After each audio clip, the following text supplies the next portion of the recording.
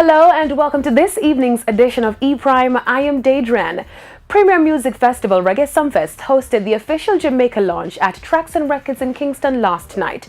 The music fraternity came out to celebrate Jamaican music and were treated to performances from music pioneers like Capleton and Bounty Killer, with Phantom Moja of course, to upcoming artists like Diani Jador and the new Magnum King Blugo.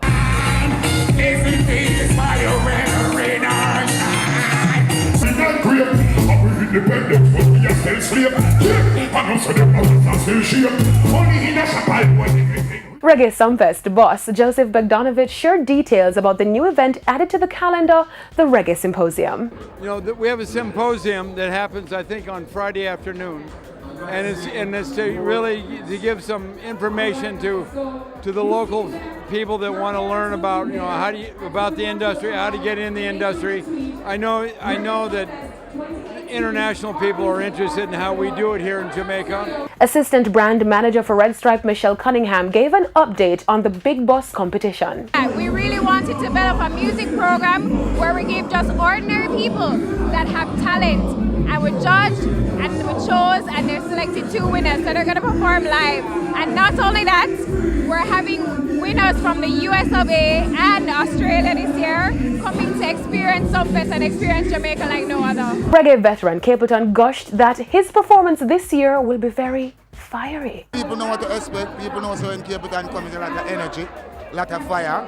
You know, I will be interacting with the audience, and you know what I mean, I bring in the message as well, you know what I mean. Minister of Culture, Gender, Entertainment and Sports Babsy Grange noted that the creative industry is vital to Jamaica's economy. I went to a conference with the World Bank and the Organization of American States, and they spoke about the fastest growing economy in the world, and that was the culture and the creative industries. They consider those as the fastest growing industries in the world, and they call it the orange industry.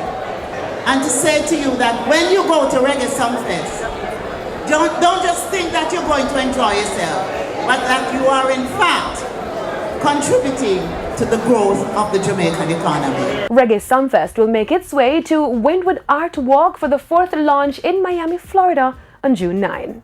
The rights to the name Black Uhuru is in contention. Though the rights to use the name is held by founder Derek Ducky Simpson, Michael Rose, one of the many members of the reggae group, is challenging his rights to the name.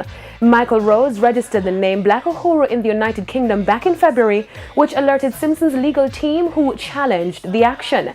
Rose and his lawyers have until June 16 to contact Simpson's advisors. In news overseas, rapper Nicki Minaj's newest hit song, Chun-Li, has been certified gold. The track has sold over 500,000 copies in the United States. Chun-Li is one of her biggest hits after peaking in the top 10 on the Billboard Hot 100 chart.